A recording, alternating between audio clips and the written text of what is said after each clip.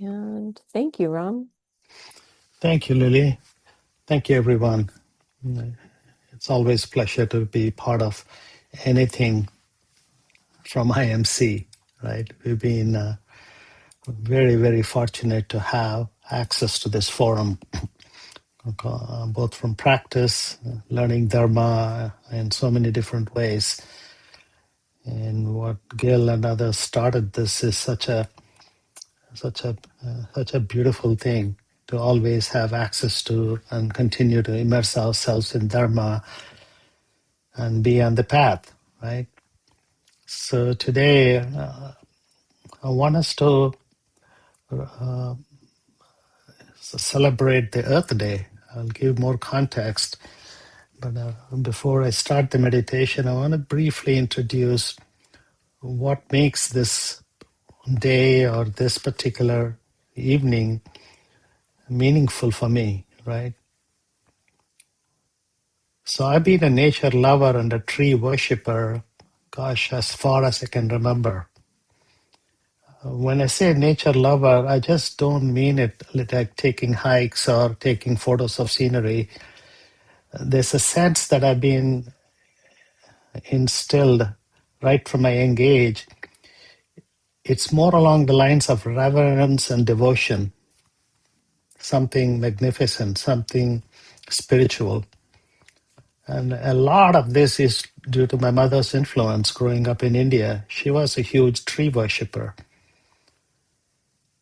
And over the last 5 years, since I graduated as an eco-chaplain, my spiritual connection to nature has deepened, and it's now deeply rooted in a simple, but I call it a powerful truth. I'm not separate from nature, right? I have these tendencies now. When I walk around a tree, I want to feel the tree, touch the tree, sense the tree, just close my eyes and immerse myself in that sensation, right?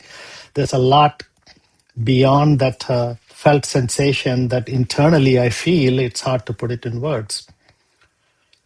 While our culture today dictates one special day each year to honor Earth, right? That's why we're going to celebrate Earth Day tomorrow. My daily practice encourages me to see every moment as Earth Day. Every breath, every walk, every step, every encounter. There's something interconnected about all of this. Okay? In Sanskrit, there is a sloka that is often used.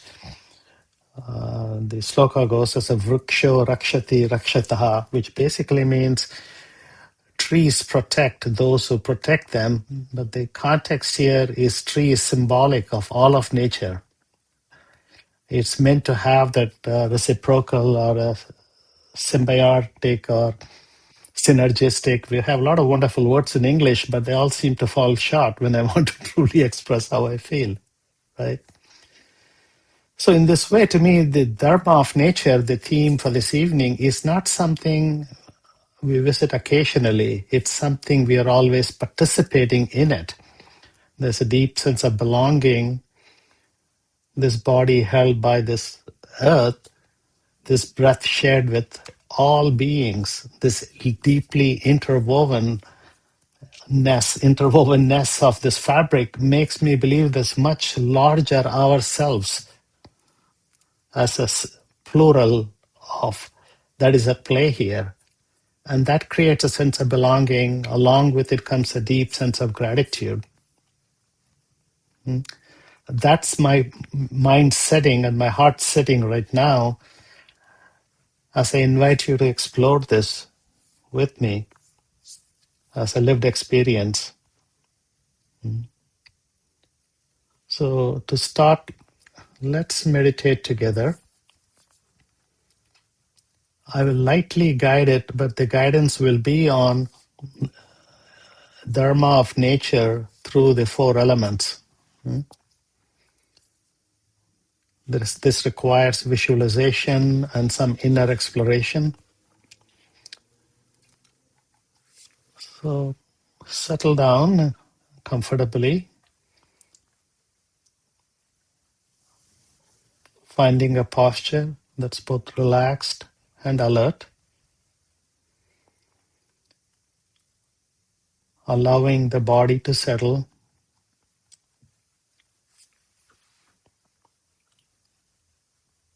Gently closing the eyes or softening the gaze.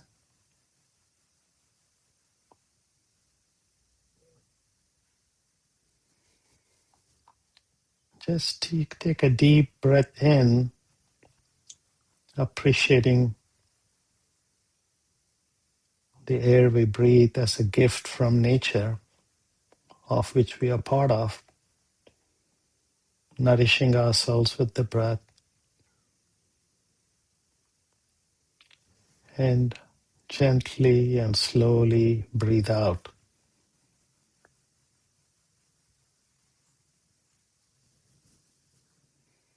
Take your time breathing out, releasing any tension you may be carrying.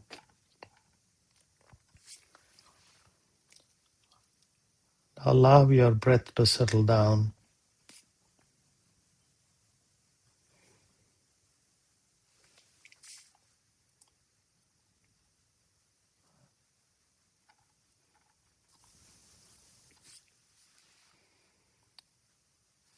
And gently visualize you settling down in your chair or the cushion. Even visualize the gravity that's holding you indeed is a hug from the planet. The Earth's constant hug is a way to experience the gravity, allowing us to settle down with a sense of contentment and comfort.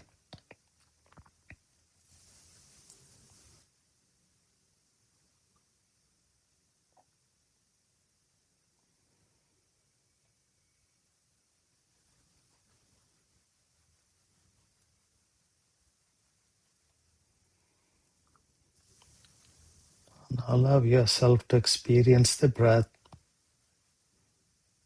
knowing that the entire planet is breathing with us.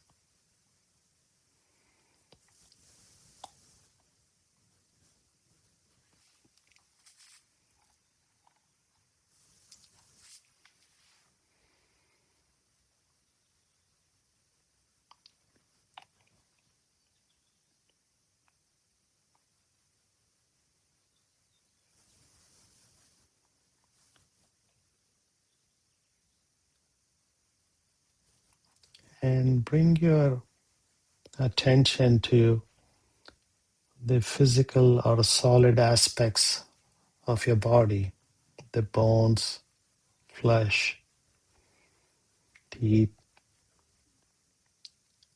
These represent the earth element or solidity.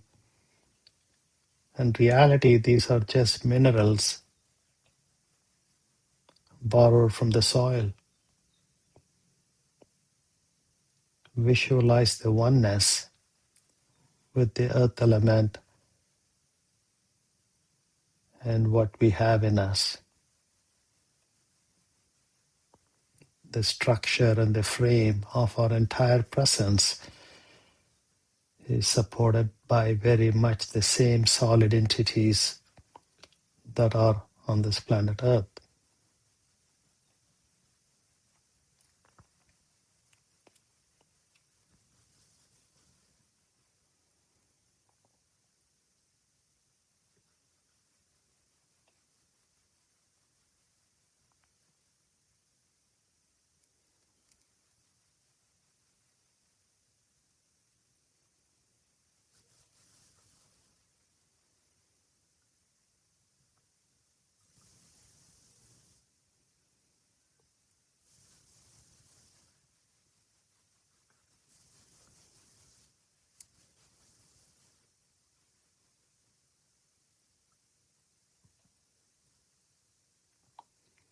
If you can, feel the pulse or the moisture in your mouth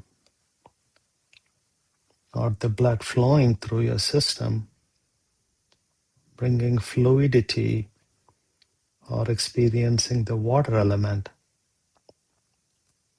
This is the same water that flows through rivers and oceans. And visualize oneness.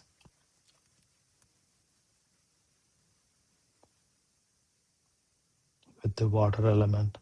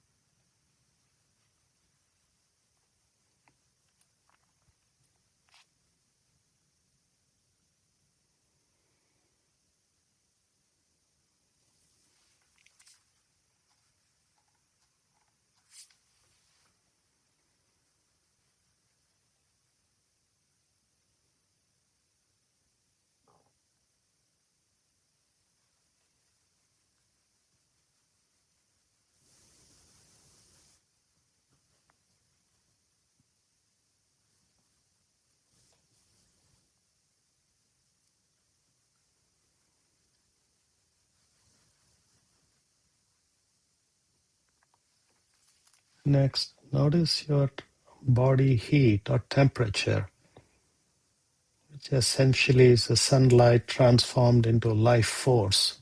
That's our experience, sustaining us, nourishing us, allowing our systems, biological systems, to function. And visualize this as the fire element, the warmth that we need. And visualize the oneness with the fire element.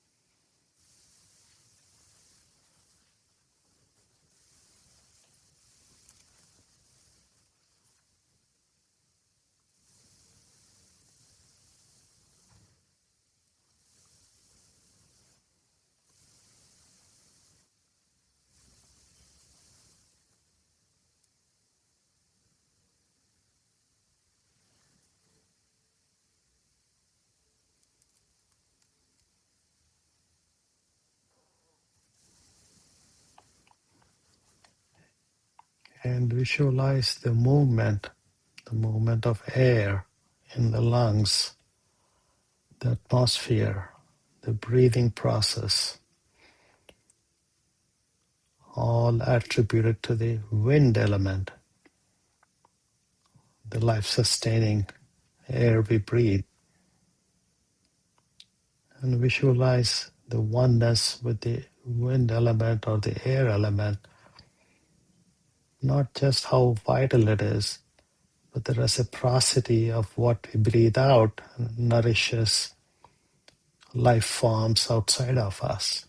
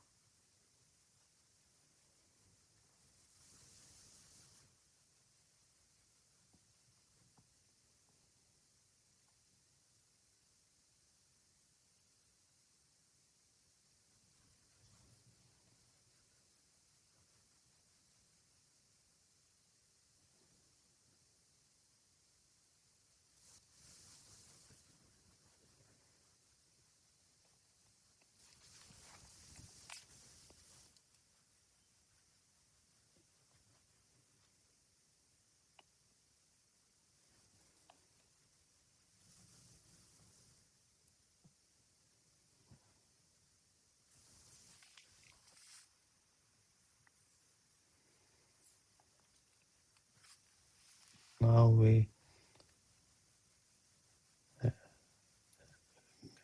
experience the earth as witness to our practice.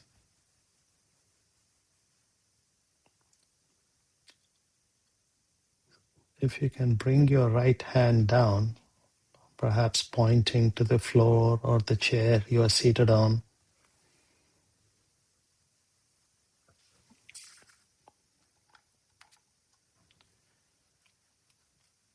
and visualize roots extending from your fingertips,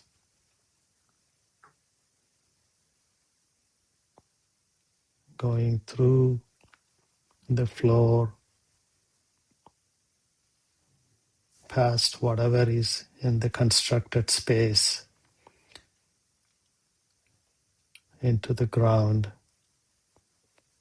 to the bedrock, and visualize those roots connected to your fingertips to the deep inside depths of the earth element. While we are on Zoom tiles are separate, every one of us on the call is touching the same continuous earth. We are separate branches sharing one root system.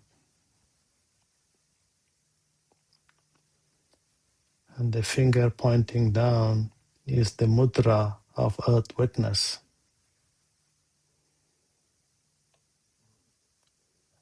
And visualize and see if you can experience the depth of this connection.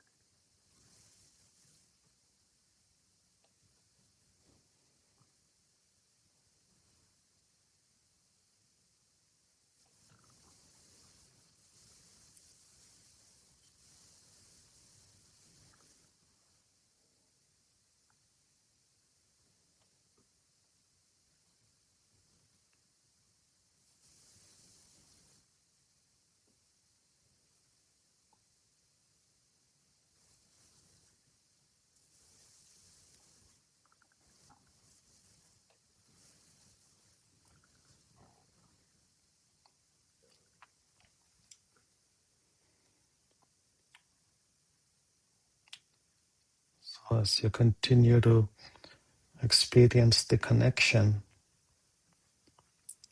oneness with the planet, bring to your heart an opportunity to radiate a wish for all beings on the planet and to the health of the planet.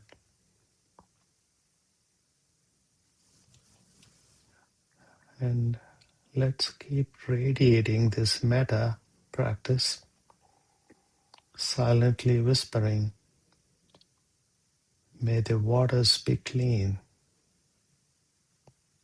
may the soil be rich, may air be clear,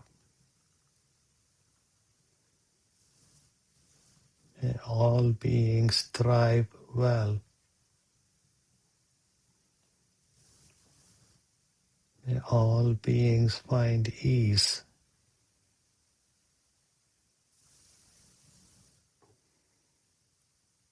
may all beings find path to awakening.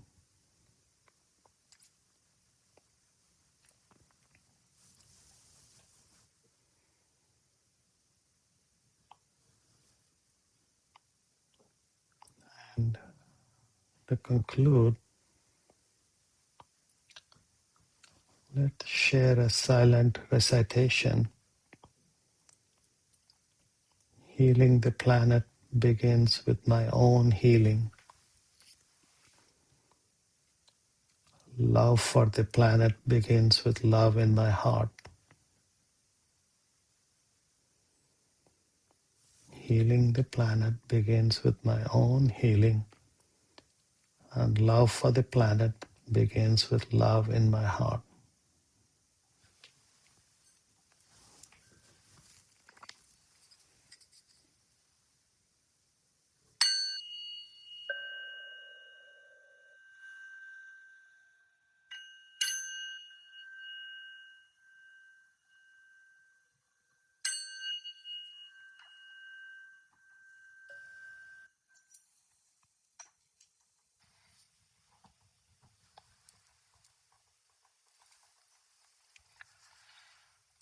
Thank you all. Thank you so much.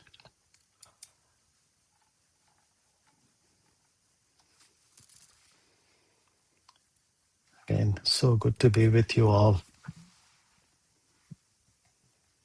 on this special evening, the eve of the Earth Day. We may want to call this Earth Week. And the topic I chose for us is Dharma of nature. And the subtext is practicing awakening in a living world. As you will hear from me, all these words need to connect, and language sometimes falls short, and I'm going to do my best.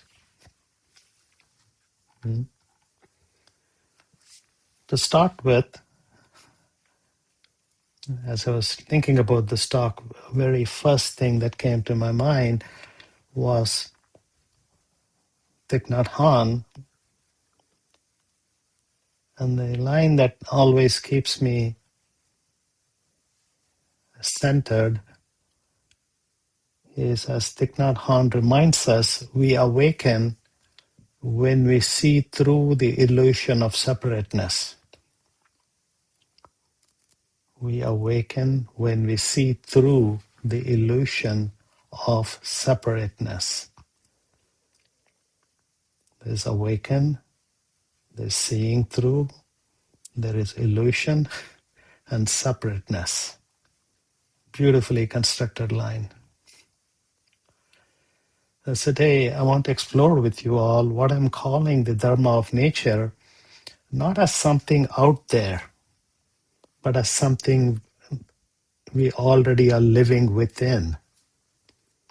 The inner perspective, or it's we are part of it. It's not like we are separate from it. So the word inside and outside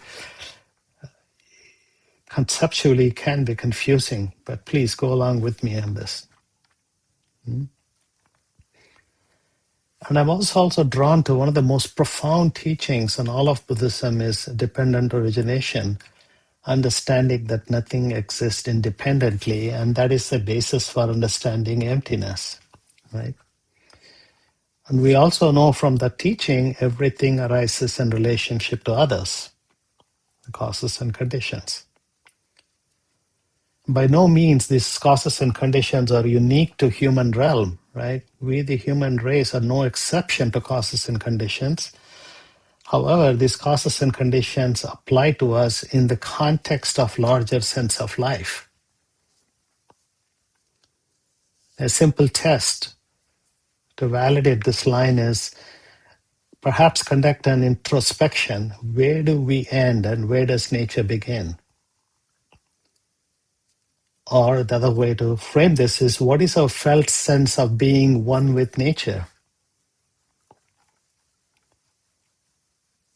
I'm sure we can write paragraphs to express this in a way that we are comfortable with, but I don't know if truly expresses the felt sensation, the deeper meaning. Now, quite simply, our breath comes from the trees, our water comes from clouds and rivers, our bodies are composed of minerals from soil. Without nature or all of this, there is no us. In a sense, air, water, elements are continuously recycled in this beautiful system. A few years ago, I recall Gil mentioning in one of his talks, we are breathing the same air the Buddha breathed.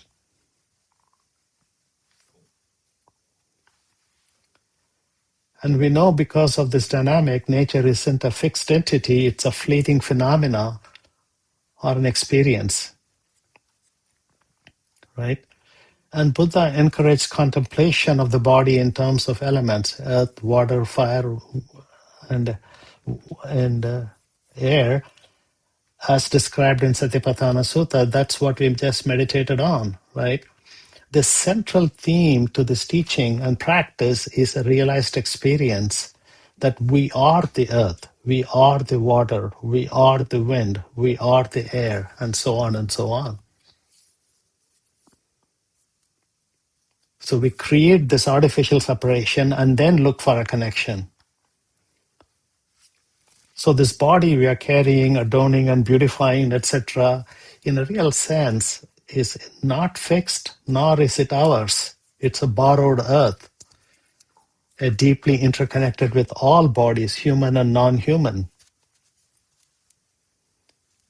And this led me to one of the sutras or suttas in Mahayana Buddhism called around Indra's net. I think you all must have heard about that. It's a beautiful explanation. It comes in the Avataṃsaka Sutta, right? What Indra's net basically describes a vast web in which every jewel reflects every other jewel in that vast net. Each jewel contains light from the whole, and each jewel sends light to the whole. And this sutra is always also called the Flower Garland Sutra. It's very influential in the Mahayana scriptures. And the purpose of this sutra, as it essentially comes from Buddha's teaching, and it's very vast and visionary in many ways, but it's an ultimate form of describing reality. And it goes on to say, this is the reality that an enlightened being experiences.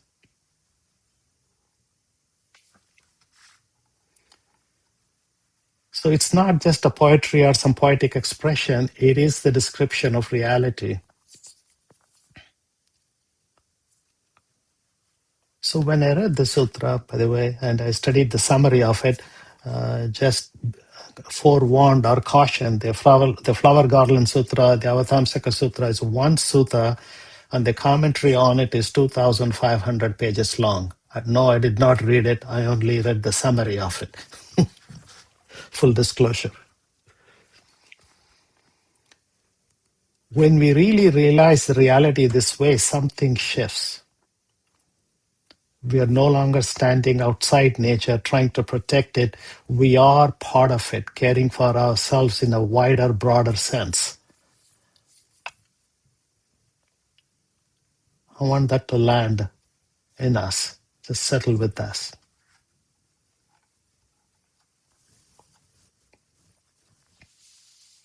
So the context here is the human realm, right? That's how this particular forum is set up.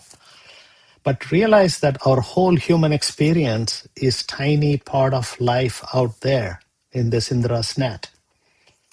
All 8 billion of us make up only 0.02%, 0.02% of all life on this planet as measured by biomass. So when I'm talking about deep interconnectedness or embeddedness or oneness, I really mean the amazing 99.92% life and beyond. The barrier we face in perceiving this stems from the force of individualism that is deeply, deeply instilled on us through our conditionality.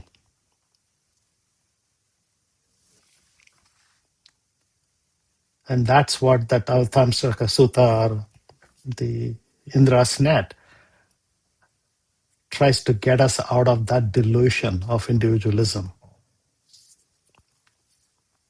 Let's briefly reflect on individualism and collectivism in the human context, right? And many scholars have written that some say the post-industrial revolution marked a shift towards individualism or an emphasis on separatism. It's needless to say, if I have to engage human collectivism, it is an inorganic activity, requires energy and effort to organize in modern culture.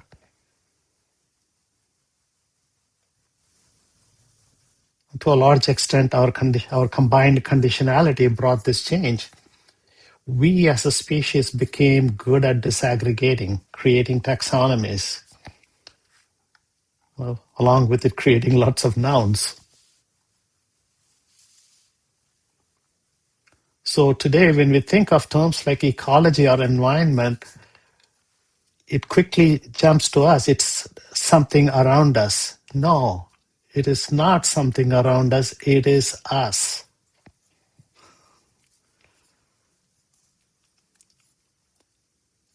Ecology and environment are pseudonyms of us. I've given this example many times. I'll try again. For example, in the school, when our children or we learn that a tree has a name or a noun, has a root, trunk, branches, leaves, and it processes sunlight to survive. That's all true. However, what we don't often share with children during these early years, and I went through the same thing, that I didn't hear that tree is actually a hub of biodiversity, supporting, enabling lives of trillions of species. A few months ago, New York Times had an article, a single tree supports 1 trillion lives, not billion, trillion. So more aptly, if I go a little past my delusional limit, the label tree denotes biodiversity. That's the first thing lately it's in my mind. So when you go to Kings Canyon, Sequoia Kings Canyon, we see this majestic General Sherman tree. It's easy to feel the awe, right? However, the reality is that this tree existed long before even Buddha was born. And it by no means a singular entity. It carries immense wisdom. A countless species relied on it, protected it, and thrived alongside it.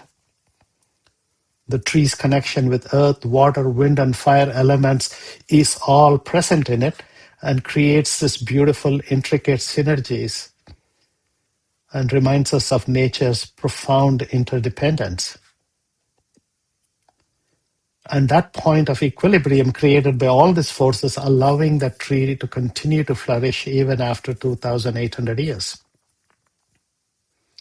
And that collectivism is what's on display at Kings Canyon.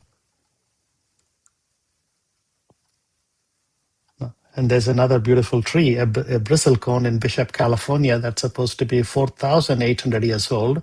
For the context, when that tree sprouted, the Great Pyramids weren't even built. So the whole notion of cutting past our delusion to appreciate, understand, and grasp collectivism takes a fundamental different approach, whether you're spiritual or not, to create a perception of what our belonging is all about.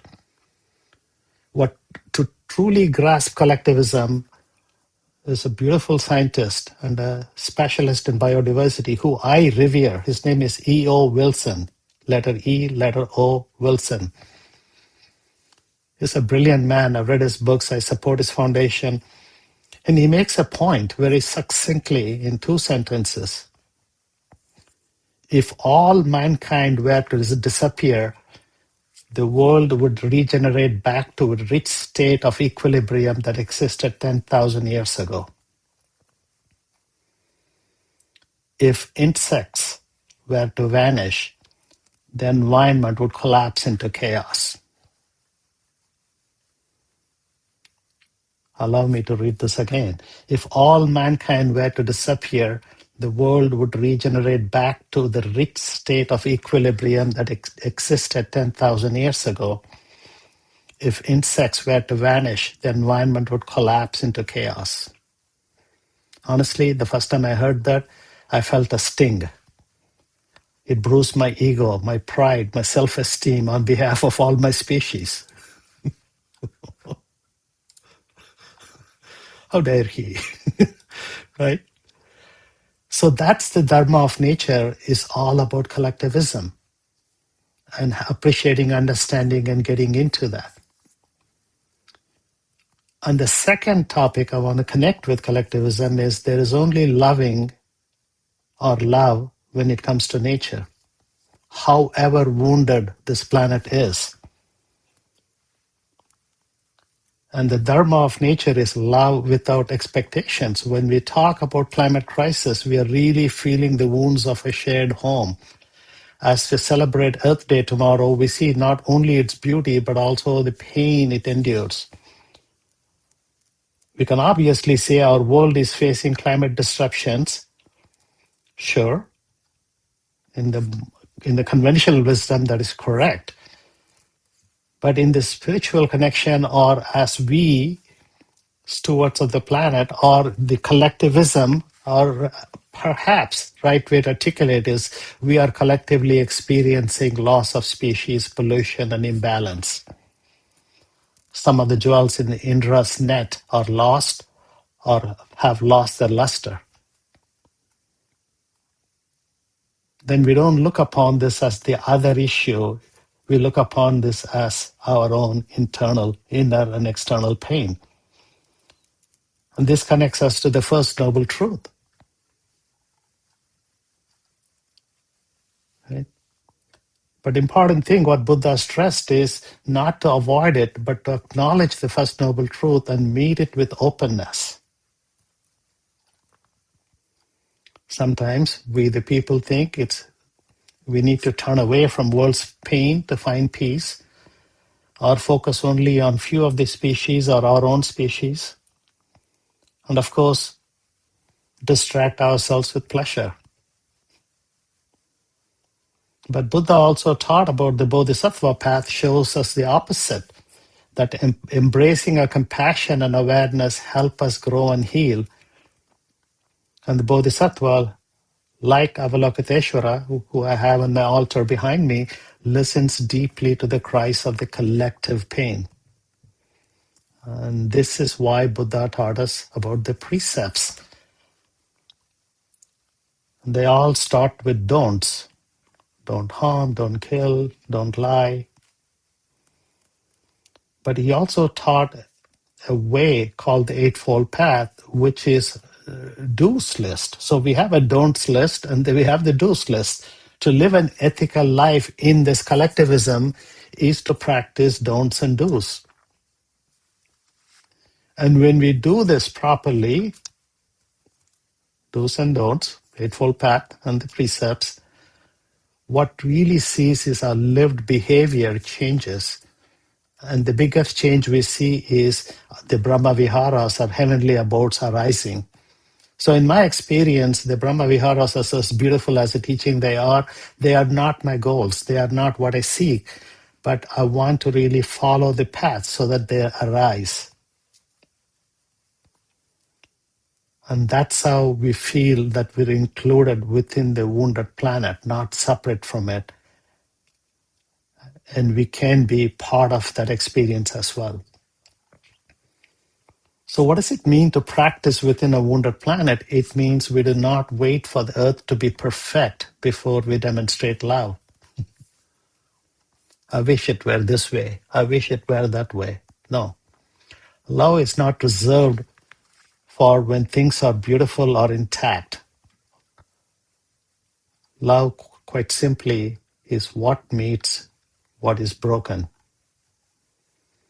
I've been conducting a lot of grief circles to environmental organizations over the last 15, 16 months. National Park Service, U.S. Fish and Wildlife Services, Environmental Protection Agency, and on and on and on, multiple sessions, one-on-one meetings, right? What I learned from all of this is grief in all this sense is not a failure. It's an evidence of deeper connection and deeper love. Perhaps grief and love are two sides of the same coin, right? If we feel sorrow for the earth, it means we are not separate from it. We are experiencing our own pain, right? And our practice becomes, can I stay present to this suffering without shutting down? Can I let open my heart rather than close it? This compassion and love are not abstract, but they are embodied sensations and feelings. That is an experience of collectivism.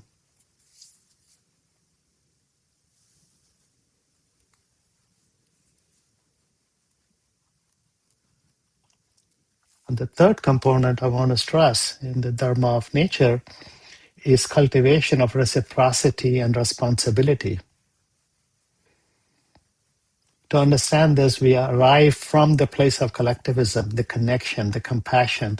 The question becomes, how do we, the humans, live?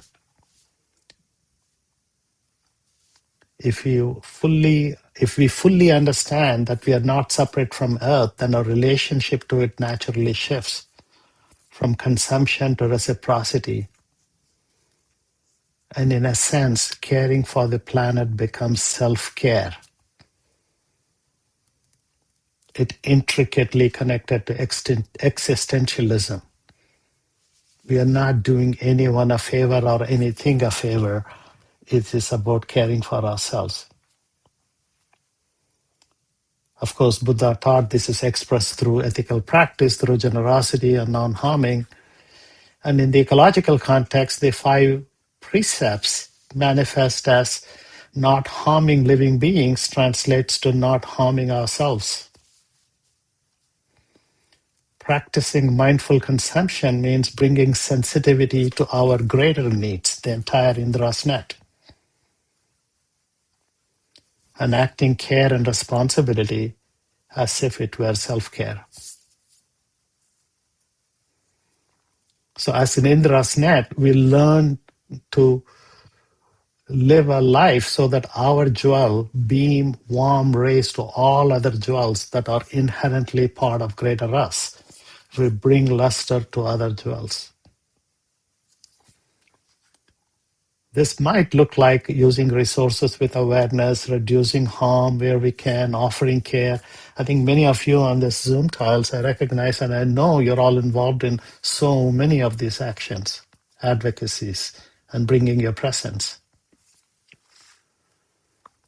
So in my role as a Dharma leader, I continue to reflect on this, is to aspire to be a caregiver in a interconnected or collectivist sense, rather than make my role as a Dharma leader just about a Sangha and teaching.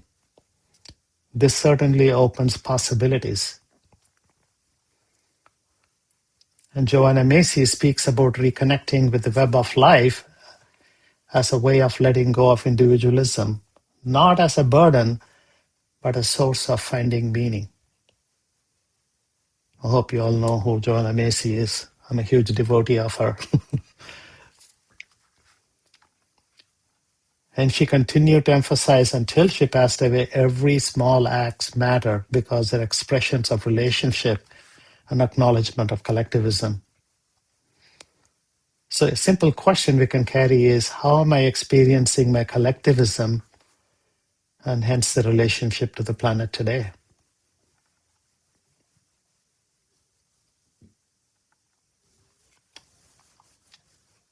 So I want to share a story. This indigenous woman by name Josephine Mandamin. I don't know if anyone heard the name Josephine Mandamin. Ring a bell? No? So in year 2000, 26 years ago, there was a lot of studies from EPA and other sources about Great Lakes are getting polluted. And they said by 2030, we could have an issue. That's what the report said.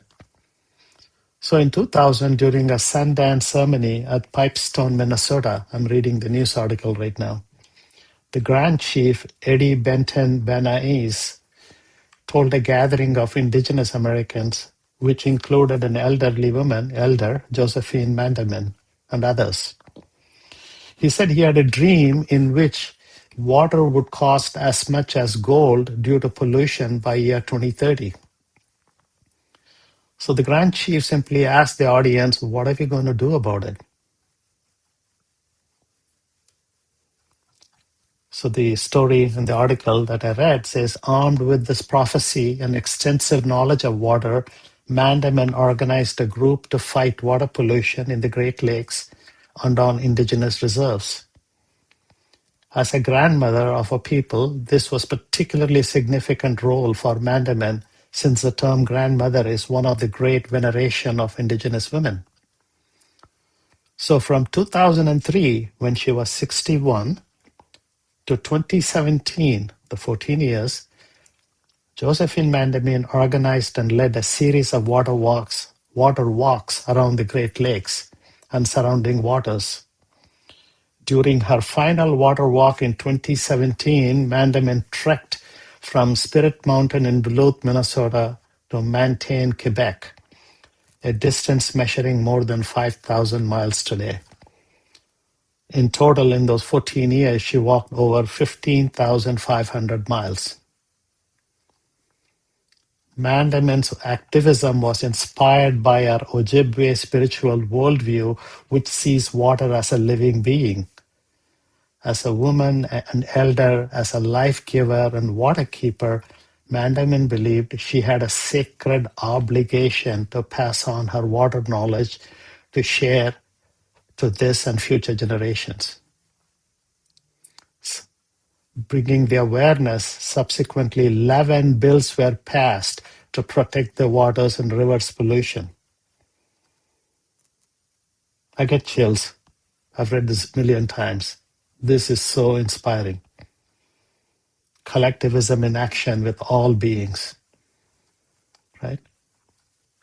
And quite simply for me, is activism is form of love, or itself is love. No anger, no resentment, no hatred. There is no for or against. It's just self-care. It requires full acknowledgement of causes and conditions, skillfully responding to what is needed for self-care for greater us. There are many aspirational people like Mandamin, if you don't know. One, for example, is Carson, Rachel Carson, and The Silent Spring, the book she wrote about doing research about DDT and the effect on birds and others in 1962. In my view, that is the start of the environmentalism and the movement that we are experiencing, facing, energized, and so many nonprofits are supporting. And as Buddhist practitioners, our activism is deeply rooted in Bodhisattva vows. So the Earth Day, for me, is renewal of the vow to protect the womb of all life. Recognizing that the suffering of the planet and suffering of our mind are one and the same.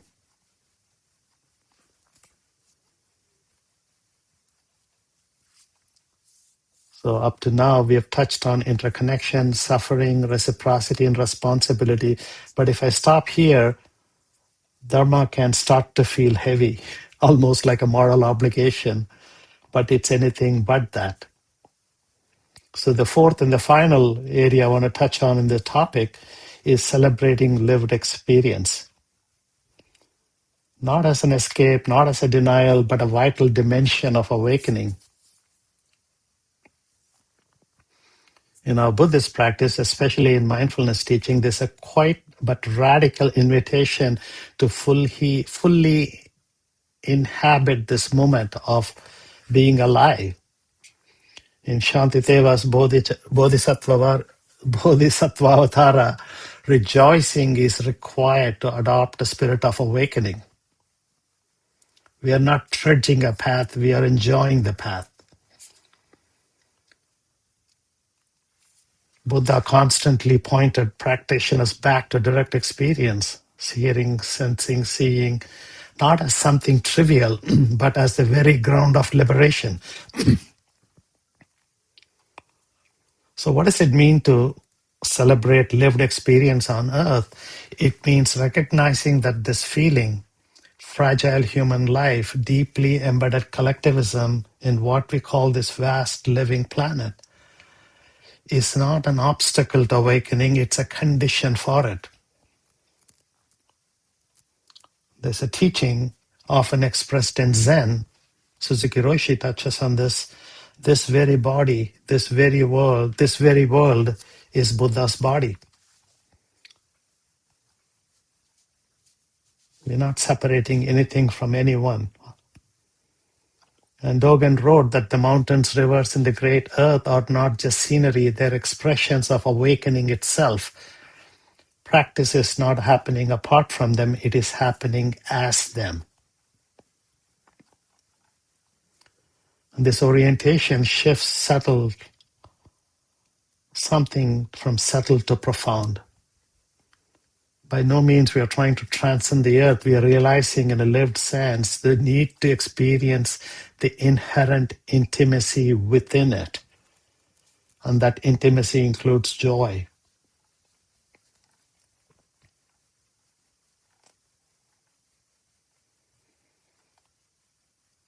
And Dhammapada reminds us the wise person delights in awareness itself, the sacredness of the ordinary. Not an extraordinary experience, but an ordinary presence. So celebration doesn't require a pristine wilderness or a dramatic moment. It can be as simple as noticing the taste of water, feeling our feet touch the ground, hearing a bird in the distance. When we bring mindful attention to this moment, they all reveal a kind of quiet sacredness. Now, it's important for me to say celebrating this life does not mean ignoring suffering. In fact, deeper the love, the more we feel joy and grief at the same time. We might feel heartbreak from the state of the planet, and at the same time we feel awe at a sunset. This is not a contradiction, it's a more complete way of living or being. In Buddhist tradition, we call this as a union of wisdom and compassion, holding full reality of things without turning away.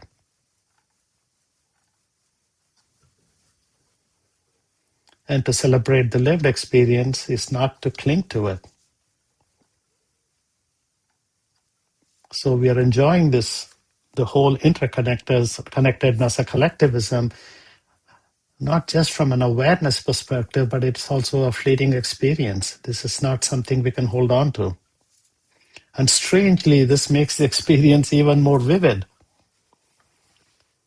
And then just if I reflect, a bird's song is precious because it will end. A breath is precious because it is passing. So celebration itself becomes an expression of grasping.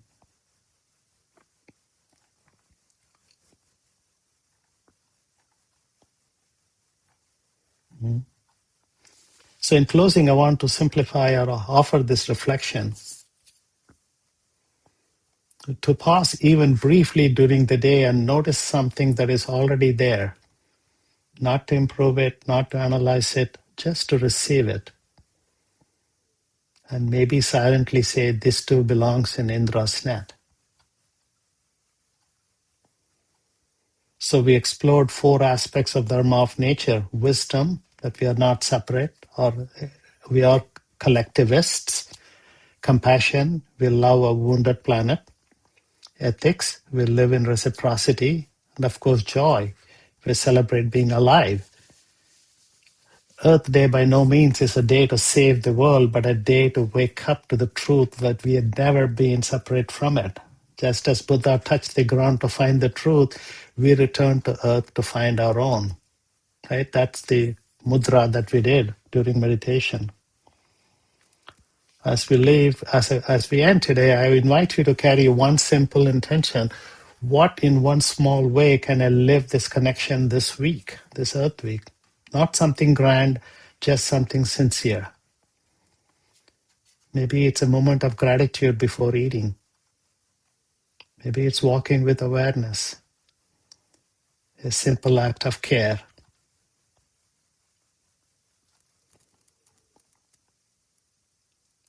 And as a way of closing, I'd love to dedicate this time we spent together. May whatever understanding or compassion has arisen here today benefit all beings, human, more than human, seen and unseen.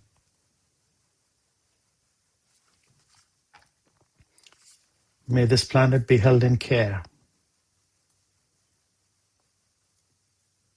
May we remember that we are in it and belong to it at the same time. Thank you.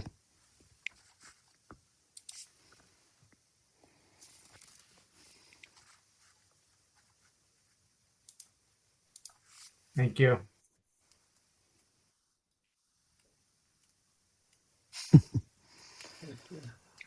I see the fireworks on Zoom.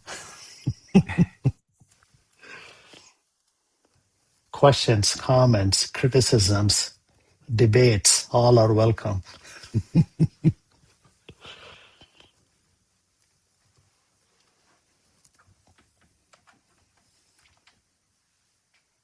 Thank you for the story about Josephine Mandamin. Yeah, I did not know, and I'm from the Midwest, so I'm quite fond of the Great Lakes, but I live in the Bay Area now. But yeah, Yeah, thank you. I'm gonna check it out. it's for Mandamin, Mandamin. Mandamin. Yeah. Thank you.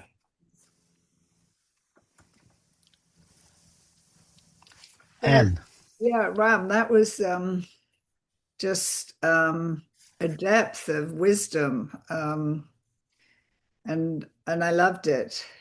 So I heard said that you weren't going to put it out there, but it's well worth. There's a lot to ponder in there, and for me, it's a very different way of an expression and tying in with the Dharma and the teachings, and so I loved it. So thank you very much. I'll find a way to get it to you. Yeah. Thank you.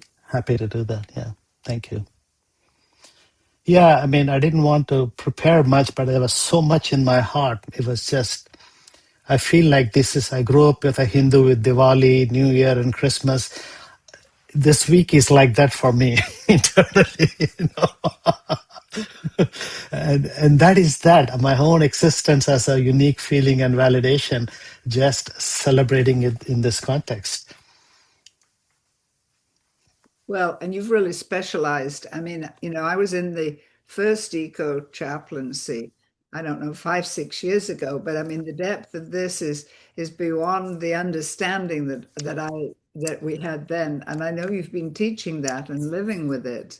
And clearly you're maybe only one of your many specialities, but yeah. Thank you, Anne. Thank you. It really warms my heart to hear that, say that. It means a lot to me. Thank you. Yeah.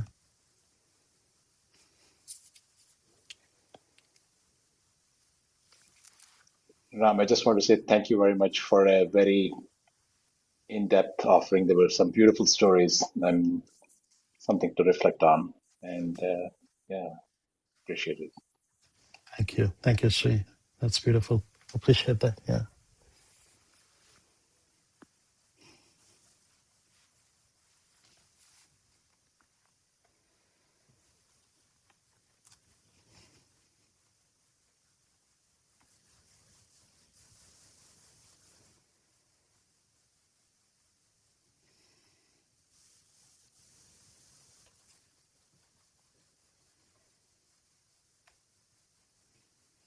Yeah, I mean, for me, this is really the overarching theme.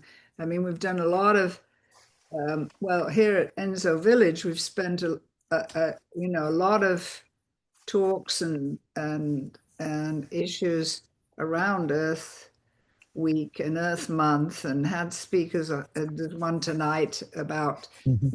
bees and bringing bees back, and rivers and Mhm. all these elements.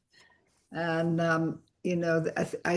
what you're speaking about is an overarching orientation that I don't hear very often, and certainly Yeah. couldn't work on with the same depth that you've done. I mean, I'm just saying the same thing again, but I'm just Yeah. repeating. Yeah. Thank you. Yeah, that's really, I mean, obviously I'm an activist and I support many of the causes, but there is a part of me that tells me there's only so many bandages we can put unless we think about an inner transformation of change.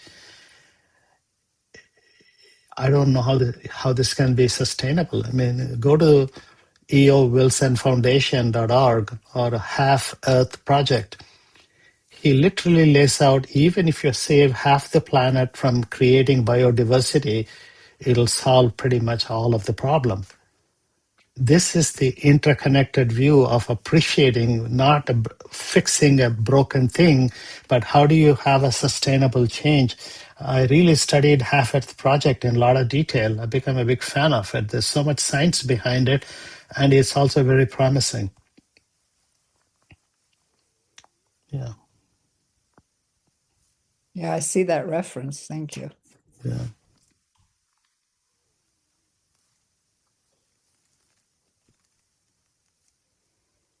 Wonderful. Thank you, Sri. Appreciate it. Good night. Yeah. Well, I want to wish you all a wonderful Earth Day tomorrow before it's too late. I mean, it's such a I'm glad we are having celebrating this year, and sometimes I feel like every day is Earth Day, but it's important to see these special events not just as a rallying cry, but given our busy lives, take time to reflect on it in a deeper sense and see what arises and what can we do about that. So let it go on our own, right? I mean, as against we are very good at disaggregating, coming up with to-do lists and trying to check it off. We mastered that as species. And the baseline is gratitude, I think. That's Gratitude. it. That's it. That's it. We cannot perform any of this without a sense of contentment and gratitude. Grateful to be this species at this time. And I love Joanna Macy saying more often than not, what a beautiful time to be alive. She didn't look at the problems the way as problems, but she looked at the opportunity on how and ways to engage. And that's inspiring.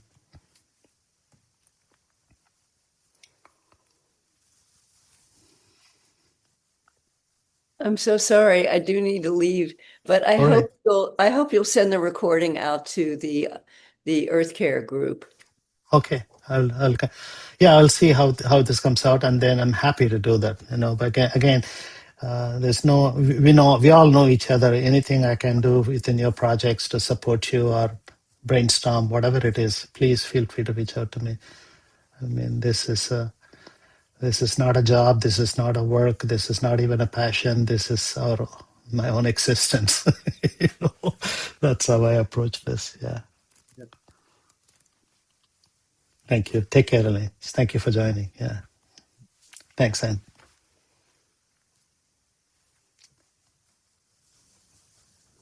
All right. Again, my deep gratitude for all of you for joining us this evening. Always great to be any part of IMC, but particularly on this topic. Thank you. Thank you. Thank you so much, Ram. Take care. Bye-bye. you. Thank you. That was great. I appreciate